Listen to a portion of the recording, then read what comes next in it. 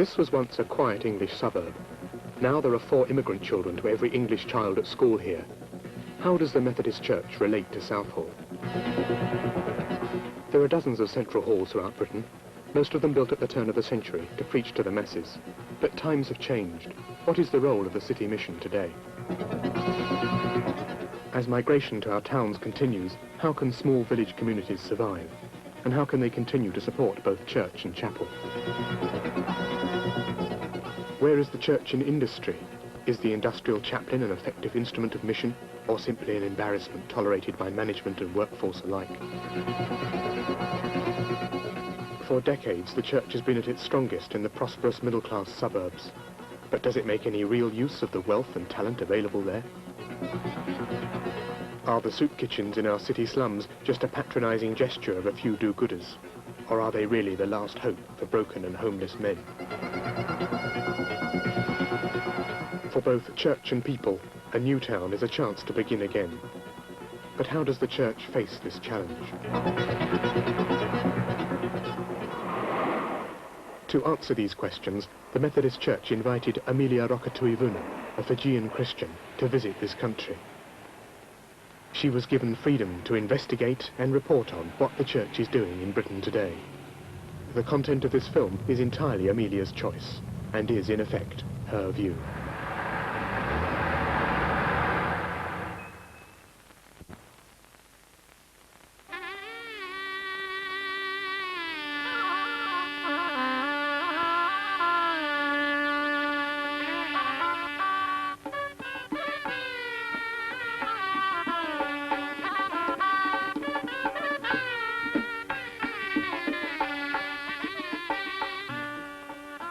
There are so many communities, mainly based on religion, Hindu community, Sikh community, and Asian Christian communities, and Parsis, of course. We have West Indians, we have some from the African continent, we have a fairly large Irish contingent, and we have still the English people living in the town, though they're moved out, many of the English families, as the immigrant influx came. Jim, what are the congregations of your church? Well, we have an English congregation with services morning and evening. We have an Asian congregation with services on the Sunday afternoon. And both these two groups worship separately? They worship separately because of the language. What is the mission of a church in this kind of very mixed community? Well, the Methodist Church feels that it has a place in the town, not only to evangelize, but we're also here to serve the community. We have Girls' Brigade, we have youth club activities. Well, you're going to have to come off the cushion here and across there. We're going to stop for notices and devotions where you leave your table tennis bats and the balls. When I was a small child, Southall was very much an English suburb of London.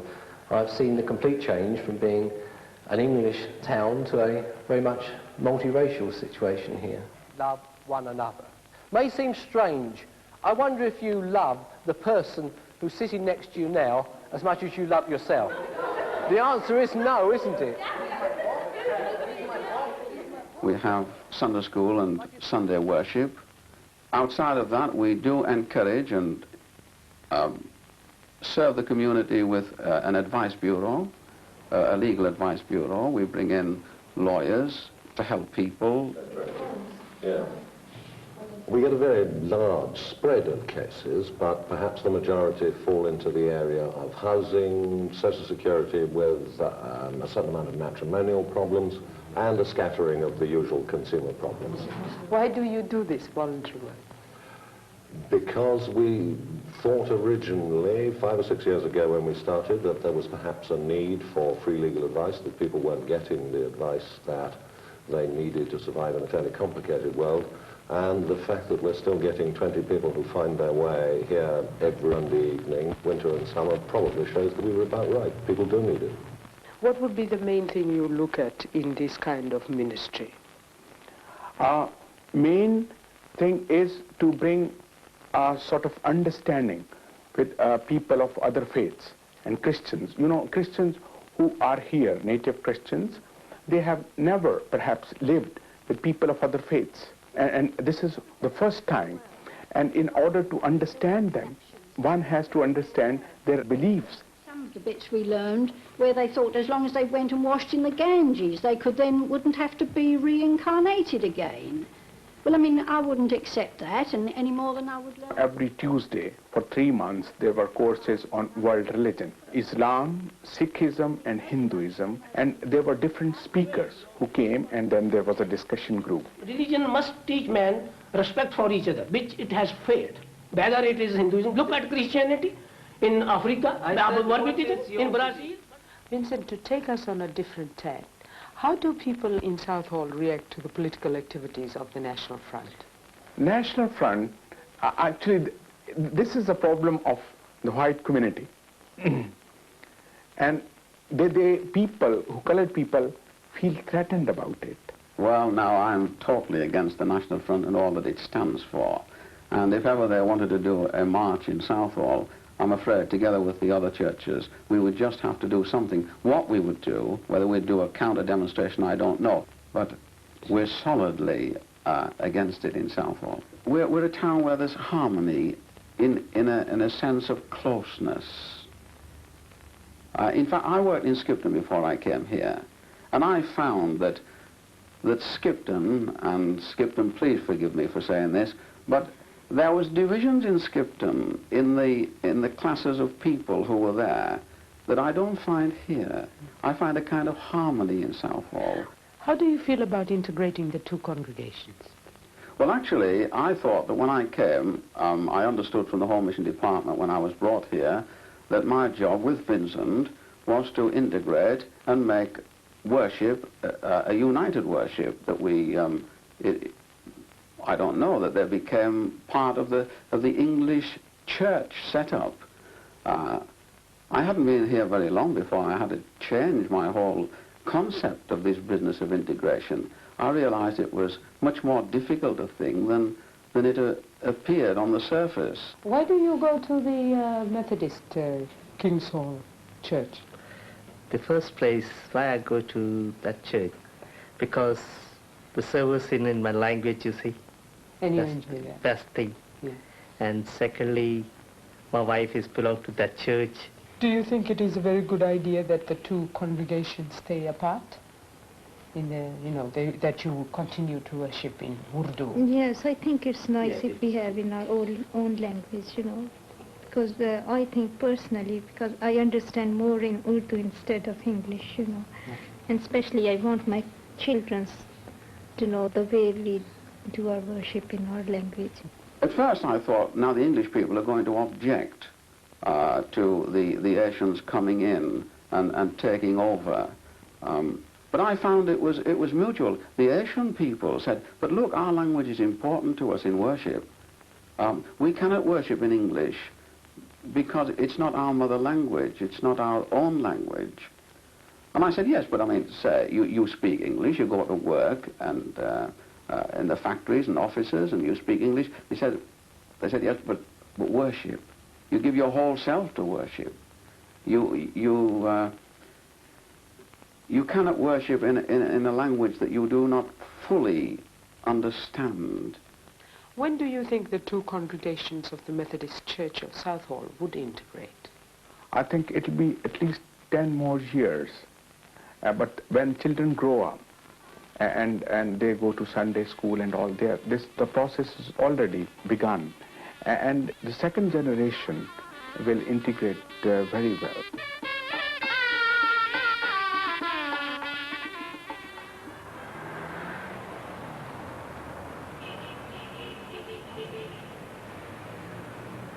What do you see as the role of a central city church like Victoria Hall? Well, there's more than one particular role. There are various strands that make up the whole picture. First and foremost, it's here to be a witness at the heart of the city where the commercial and civic life goes on.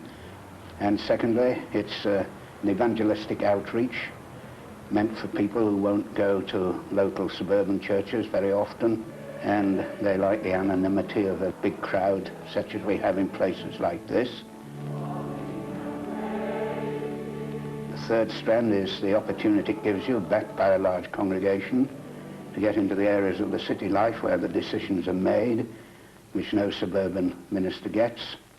And a fourth and equally important strand is the service to the city by having a suite of buildings here that are available for all kinds of uses that are conducive to the good of the city. There are thousands and thousands of people who come into the city and who spend all their working time here. So we have a ministry to people whom we don't see in the evenings, but who are working in the shops and offices, and we fulfill this by coffee clubs, lunch hour meetings, creches for children, and all that kind of thing. Oh, lovely. We read the New Testament and we find that loyalty is one of the great qualities of the disciples. They didn't always understand Jesus, but they followed him and they stuck by him. The basic need is to present the gospel in an attractive way to people who may find the usual church service rather boring and off-putting. And the larger number gives a kind of lift for people, emotional, psychological, spiritual lift, that is still needed so badly by many lonely and depressed and people who need that kind of strength. Let us pray. These are people who have perhaps been in small churches all their lives and they've retired and they got sick and tired of being in the official side of the church, being treasurers and teachers and officials and stewards, and they've done 40 years of that, and then they long for the opportunity just to be able to come to church and worship without people pouncing on them and saying, will you be the treasurer of this, or will you teach at that, or be the secretary of this. And so we get a large number of what I would call fugitives from small churches where, you know, if they went there for the first time, they'd only been there about 2 weeks and everybody would feel they had to speak to them and find them a job to make them feel that they belonged. Frank, the Victoria Hall Circuit has other churches. How many other churches? Well, there are 10 altogether, including the Victoria Hall, of which about 5 are completely self-supporting and what we regard as good, strong churches. And the other 5 are places on the frontiers of the sleazier side of Sheffield life, where if it were not for the support from the centre, we would have to close down. Where are these other 5 places? Well, places like Prince Wales Road and Arbourthorne. Frank Gibson, you are the minister of this church. How long has it been here? Oh, this church at Arbourthorne was built just over 20 years ago. How big was the congregation then? Well, of course, in those days they had quite a nice congregation, I suppose about 100. How many people come regularly? I should say around 12 each Sunday. This youth club had to close due to lack of leadership and vandalism. I would say every time we come to church to use the building, we find something different. A window broken, writing on the doors, you know, all kinds of things. Frank, this looks like a junkyard.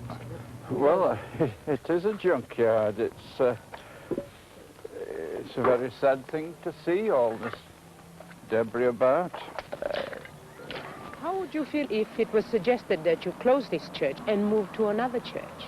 Well, there has been talk of that, but you see, there isn't a church round about here. You're a good way from another Methodist church. What about joining another denomination? Oh, no, we should still keep to the Methodist. We've been Methodists all our lives.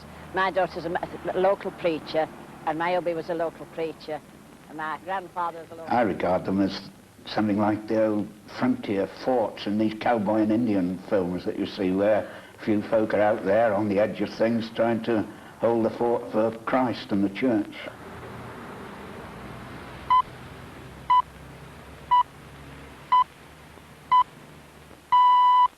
Good morning and welcome to BBC Radio Sheffield, coming to you on 299 metres medium wave and 97.4 VHF. OK, we'll go for real this time. The main foible of Methodists used to be drink, and the question of alcoholism and abstinence still finds a regular place in the recorder. I'm very enthusiastic about religious broadcasting.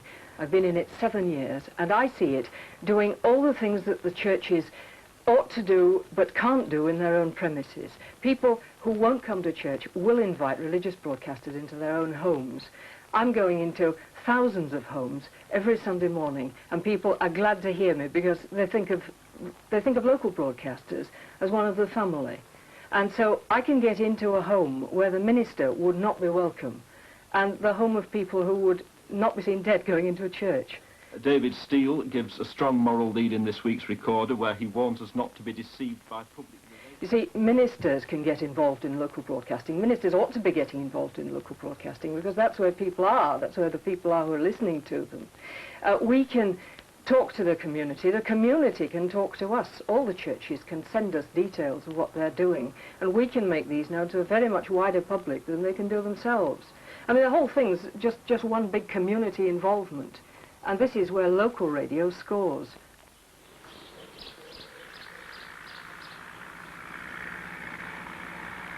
It's a real agricultural area. Downham Market's a typical small country town, but recently it's expanded in population. Quite a lot of people from the outskirts of London have come to retire here, and it's surrounded by a lot of villages where the main interest is farming, though of course far fewer people work on the actual farm these days. Many of them travel into towns to work.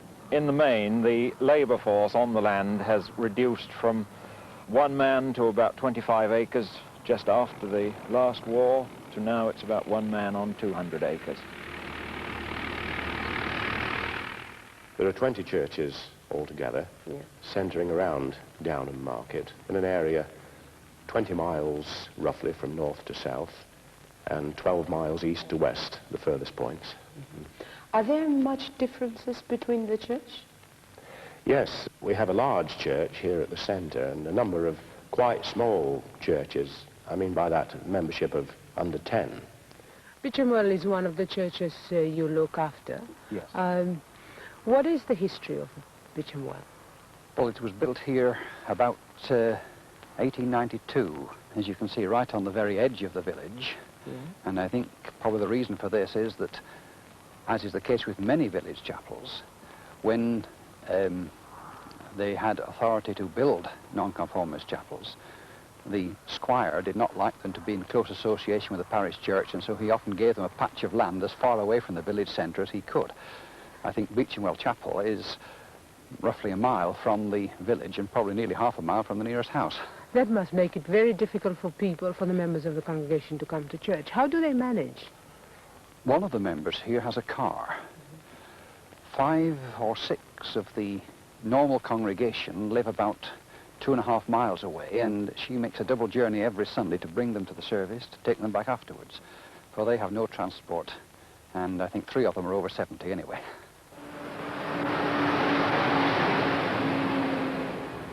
Chris, what is the congregation of Stoke Ferry? Between 10 and 20 weekly. Yeah. What is the average age group? I would think between 50 and 55. Now you have a church here that probably seats 200 people, but only has 12 to 20 coming in on Sunday. How do you feel about joining with another church in this village? I'm sure we should welcome them with open arms. I think we must look at this in the future. How do you feel about lots more of the small churches combining across the line of, Methodist and Anglican or Methodist churches together? Well, I feel very sad that progress is so slow, and I'm sure really it is the only sensible thing to do in rural areas like this. I mean, it's pathetic to me that most of these tiny villages, many of them with under 500 population, are trying to run church, chapel, sometimes 2 chapels. And of course there are those who think that every village should still keep its church and chapel, but this is really becoming economically impossible and leads to a very depressed state of affairs. I think we've got to centralise based on the small towns, such as we're doing in Downham. I mean, the Downham Methodist Church draws its congregation from a 5 or 6 miles radius. Tell me, what are the programs that the Downham Market Church runs? Apart from its own activities for fellowship and so on, we use the premises for the Mothers and Toddlers Club, and we took the lead in organising the day centre for old people at the youth centre.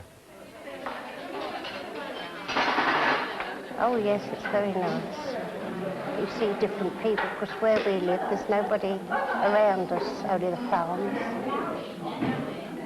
I've done a bit of everything really. Tray making, a basket, and I've done several stools, a bit of thronging, of the leather work.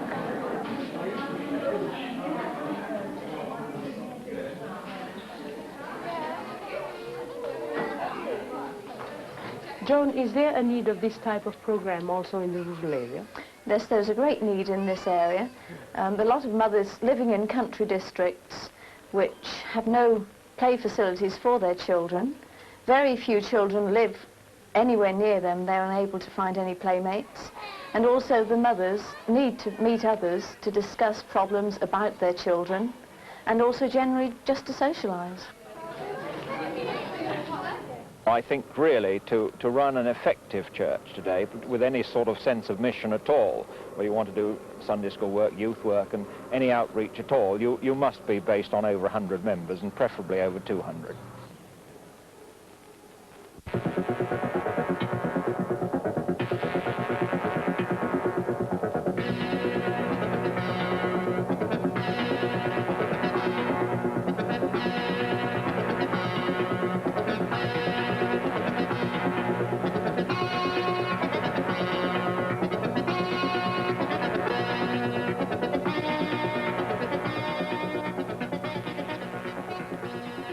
I'm talking about equality of life. I'm talking about equality in economics. I'm talking about all God's children having an environment in which they can develop their fullest potential. And this morning it's not a lecture where I'm concerned, it's an experience. It's a conviction. As a matter of fact, that's what all this lot's here for. As far as I'm concerned, the Luton Industrial College is a heap of rubble, and a very costly one, unless it has to do with this. The translation of the Christian faith into specific situations. Economics. Economics. All good gifts around us. We'll sing that. You notice that? Especially at harvest festivals. With all the marrows present. Never know what to do with marrows. I've always thought they're the worst symbol of capitalism we ever bring to church. Full of pulp and pips, and not even the hospitals will have them. Why was it necessary for the Methodist Church to establish Luton Industrial College? I think first the church stayed out of the ground floor of the Industrial Revolution. I know there were certain movements, but they were very minimal. And secondly, of course, that's where people work, in industry. And the church, therefore, is commissioned, as I take it, to go to where people are, and not just to wait for them to come to the church. They're not going to come anyway, most of them. What are the programs in this college? Well, it's split down as several departments now. We have the General Studies Department, and that would cover the impact of technology on man and society, and courses on mission to industrial society, the world of finance, all the major subjects that men and women deal with in the course of their daily life. This morning's session is really to meet the challenge of the phrase, you can't redeem what you don't understand. And that's why we're taking the nature of contemporary society. Why have you decided to come to this course? Well, I'm a Druid and also a Christian, and I like the word loose and industrial because it's a new thing for me, Christianity being aware of industrial problems. So therefore I think as a Christian we have got to get into places where decisions are made, either politics or industrial at work, i.e. shop stewards and managers. We've got to be aware of problems that will affect everybody's lives, and we as Christians should be in the forefront of this. Change and adaptability. Now you'll find that the world you live in and the world you're going to work in is far more rapidly changing one than any your predecessors and previous generations have had to experience. Such is the rate of change. What are the main features of the courses run for these young people? We try and concentrate on the world in which young people are going to live, the world they've got to manage, whether they like it or not, however much they know about it. And we try and set work and also unemployment, of course, in the context of this kind of society. You know, fashions come and go, they change. Even punk rock is on its way out now, did you know that? Okay, it's on the boil for a certain period of time, but then it goes off the boil again. you know, and the number of different youth ideas which have emerged since the war is, well, I mean, it's almost innumerable. You can't count them. Because new things to grip young people are coming in, going out, transients. Here today, gone tomorrow. Now, we come back again. Do you think this kind of work can be developed in other areas in Britain, in the Methodist Church? I think it's possible, yes I do.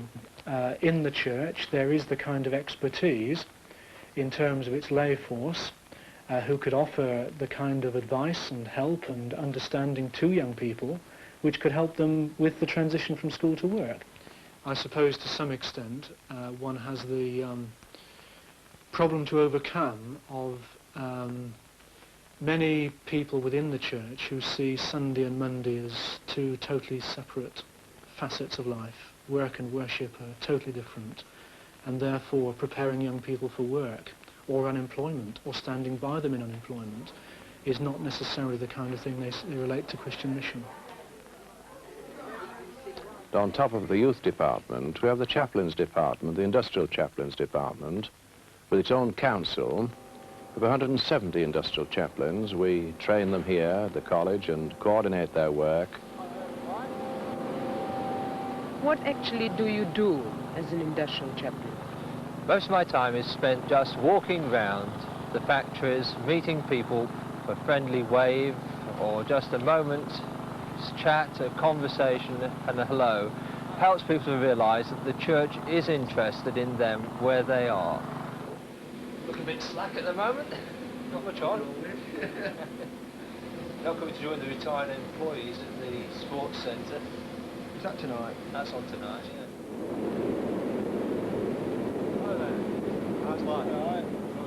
As well as visiting the works, I am a member of the Works Council and have opportunity there of joining in discussions. And then on an informal way, I talk with trade union leaders and management, and sometimes this is an opportunity for helping people to understand what the other side is saying. Then also, I go to an apprentice training centre where I meet young men at the beginning of their working life, informally on the shop floor and in discussion groups. How you doing?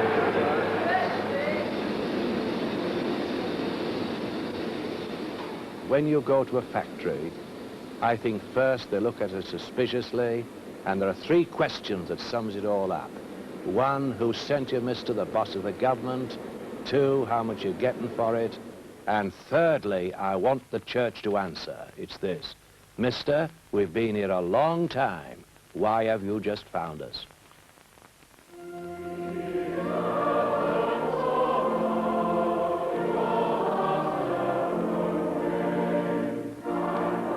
Here in Solihull we have so many things to offer, and I regret to say that we don't harness these things at all well. We are still fragmented as a Christian church in Solihull. We are terribly parochially minded. The ecumenical movement is not very well based in central Solihull, I regret to say. So there are many more things we ought to be doing. Why do you think the Methodist Church is so parochial in Solihull? We're such a comfortable congregation, aren't we? We like to be comfortable. We don't like to be stretched. We don't like to be challenged to the things we ought to be doing.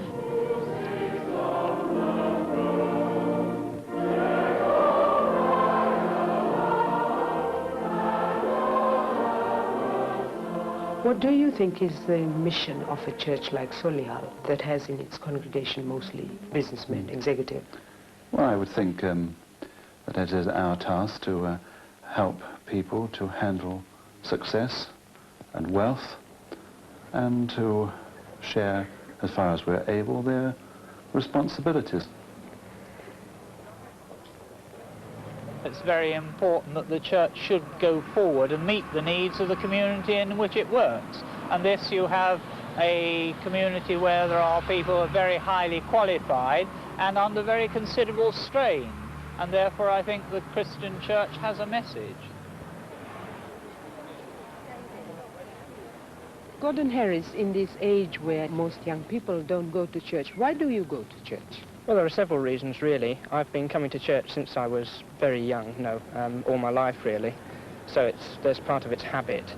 And then all my friends come here, most of my friends from around Southall, so I mix with them here. And also I enjoy the services.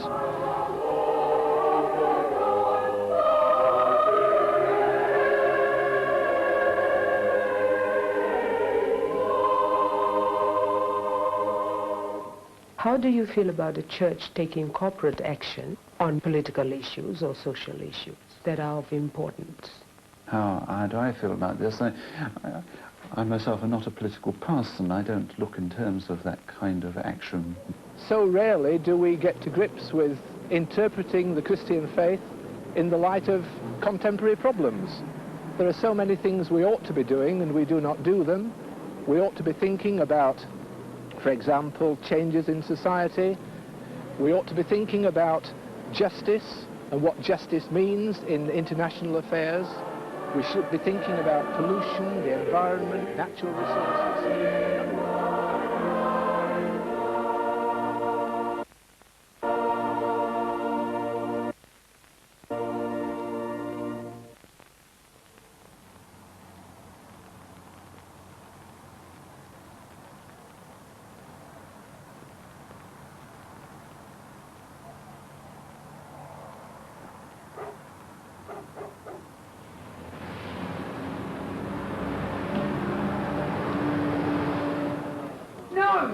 I refuse to fucking wait. Out the road. If I get up today, I'm going to get you out. What made you change the emphasis of the activities of the East End Mission? Because when I came, the congregation was small and the resources of the mission were large.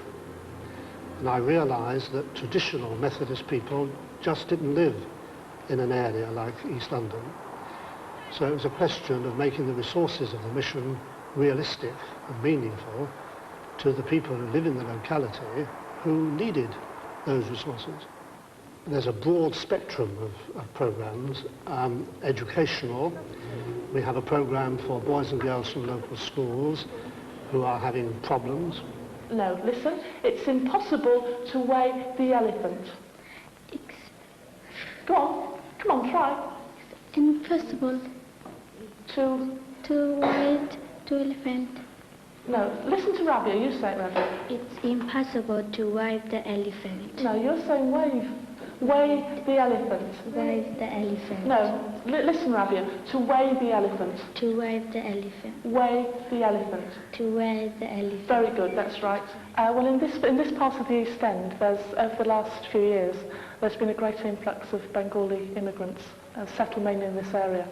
And the schools have found it pretty difficult to cope with such large numbers of non-English speaking children in their classes. So we take quite a lot of Bengali immigrant children. They come here usually for half a day a week. Yes, they wanted to put enough stones to make the line go. Yes, to make the line. Then we have students who live here for the whole year and work in the mission, in the various agencies, and we lead them in the study of both religion and sociology, so that they go away with very clear clues about what makes a Christian mission work in a deprived area. You talk about freedom nowadays, and it's something to do with women's labour, you see, which is a bit ephemeral when you're thinking in terms of actual slavery. Roy, why do you think the mission is doing this very big educational programs? We believe in responding to the needs of the area. So often the church seems to say to society, you need this, and you need that, and we will do this, and we will do that.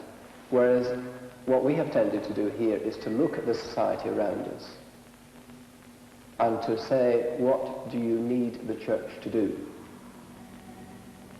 We also have a hostel for homeless girls and women and their children. We're the only agency that takes children. Some of them are unmarried mothers, and there's a problem of overcrowding, or we have battered wives where they've been forced to leave their husbands. What situation has brought you here, Linda?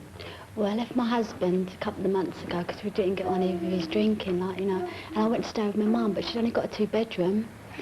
So we just couldn't make it, and there were 3 children, so I come here, waiting for a flat. This is the kitchen, I presume. That's right, yes. This is shared by the girls on the first floor. And also the girls from the Woodford room come up here to use it. Margaret, how old is Michael? So 8 months. 8 months. How long have you been here? Just over 3 weeks. Where were you before you moved into here? I was staying at Manor House, you know, and the flat got burnt down when I was out, you know, vandalism. So I went to the homeless families in Monaghan Lane and they sent me down here. Do you find that you operate on shoestrings most of the time? Yes, you know, to a great extent. We do have to think about how we spend the money. This hostel has given you a breather, so to speak. Oh yeah, I get on very well here. Michelle's happy and the girls are all quite pleasant, you know. It's sort of give and take, you know. We all sort of get on very well. Do you find it depressing sometimes? No, I think particularly with having the children in the hostel, this sort of lightens the situation. And you know, the girls have someone to live for, someone to plan a future for. How do you feel about the hostel? Is it quite good? Oh yeah, it is quite good for the kids. Kids love it, it's happened here. Yeah. And what about the people you share the room with? Oh yeah, I get on well with them, yeah. I've only been here a week, you know, I've really settled in. It's nice.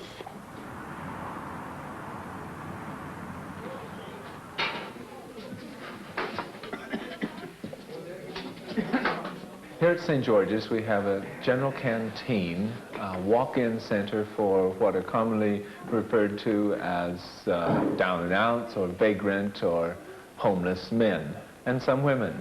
They must pay for the food. It's a very nominal charge, but at least they contribute some towards it. How come you were without a home? What happened? A simple situation. My wife died and I sold up and that was it. That's a tip tied in.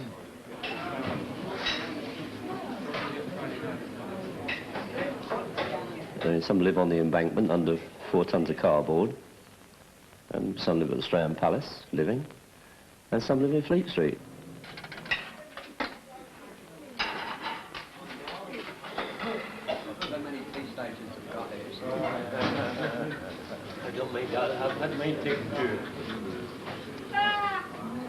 How long do you propose to stay there? I don't think it's a thing I can answer, really.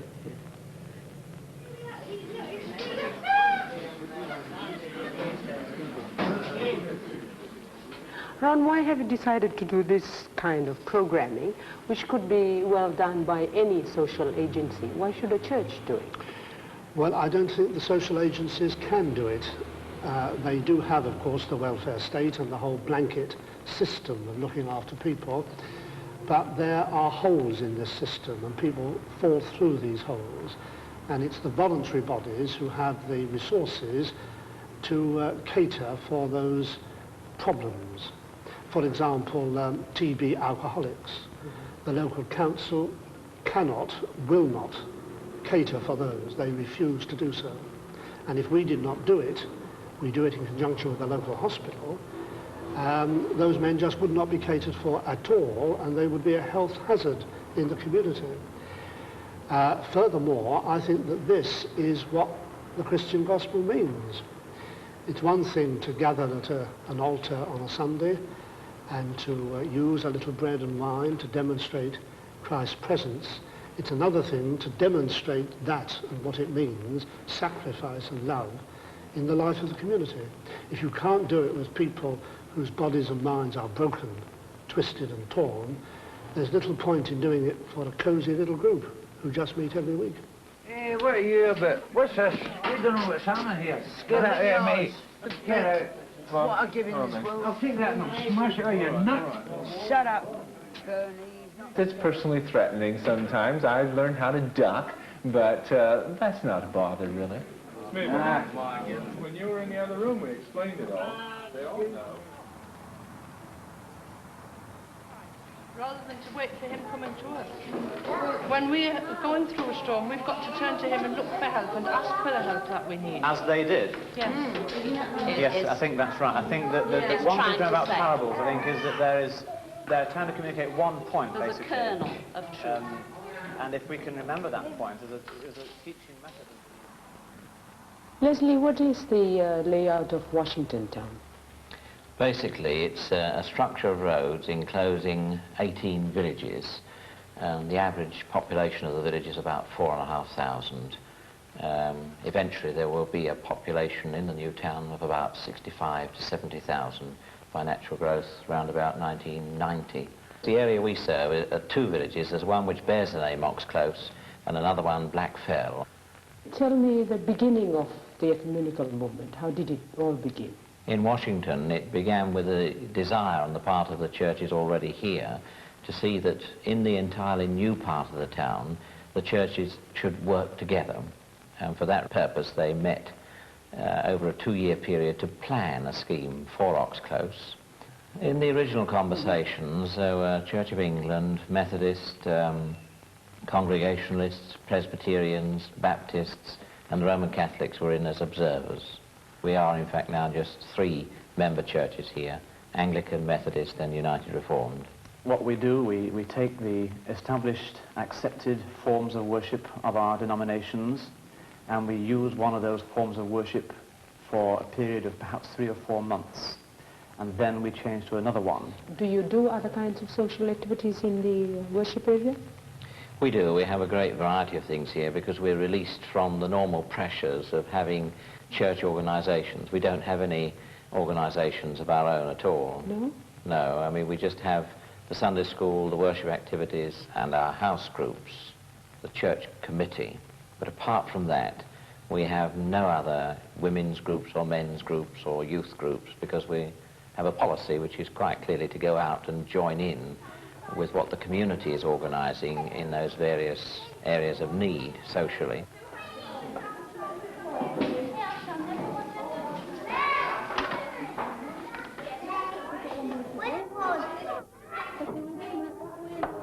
Margie, how did you get involved in the playgroup? Well, my son attends the playgroup and he adores coming, so we take on a rota system and the mothers all take part in coming and helping, you know, alternate mornings. You both attend the Oxclose Church? Yes, we do. How do you feel about the service in Oxclose Church? The thing about our church, you don't have to be particularly religious to go to our church, you know, as long as you believe in God. Any religion's welcome, and we're made to feel welcome when we go. It's very informal, you know, it's not sort of, I don't know how you'd put it, sort of... It's not a high church service. No, it's relaxed, you know, it's a family atmosphere. There's none of this sort of hush-hush, you know. If you feel as if you wanted to go and stand in the middle and shout your head off, you know, you could, you know. Our centre here provides a rather special resource in one respect, in that we try to provide an office base for groups and organisations to help them with their typing, their administration, with duplicating village newsletters and magazines, this kind of thing.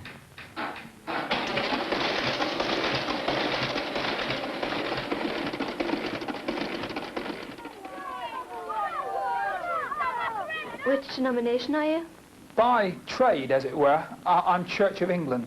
But because the church in Oxclose is ecumenical, Anglican, Methodist and United Reformed, then, if you like, I'm a kind of honorary member of all 3. I've got the same responsibilities as John and Leslie, only in a junior kind of way. I'm involved in preaching, in house groups, in visiting. We visit the old people in the community, housebound, the sick. And then I've got this special responsibility with the comprehensive school. If you're not baptised and not confirmed, can you still be a Christian? Yes, is the answer to that. Baptism really is the way that you become a Christian, the way that you show that you are a Christian. But you can become a Christian first and then be baptised after that. Do you ever get bored with being a clergyman? Not really. Life moves too fast for me to get bored. I'm too busy, and I'm very thankful to God that I am. Does the school grant you a sort of privilege to come and go? Yeah, very, very much so, and I'm very sort of grateful for that they've not really put any restrictions on me anywhere. I'm quite free to come and go virtually anywhere in the school, anywhere that I want to. Hiya. Hello. Shall I sit down? Because I'm in a very neutral role, the kids will bring me the kind of things that they don't feel that they can discuss with other people? I'll probably end up coming back as well. Well, just because you haven't got a job? Well, I want to see my exams. Why are you doing this type of work? Well, basically because I think that this is, you know, this school is in our parish. The kids in the school live in our parish. So therefore they are part of us. And they talk about our church and our vicar. So if you like, they've got as much claim on me as anyone else has. And I want to suggest to you now that there's no point in talking about prophecy. There's no point in talking about the church. I hope with humility, not arrogance.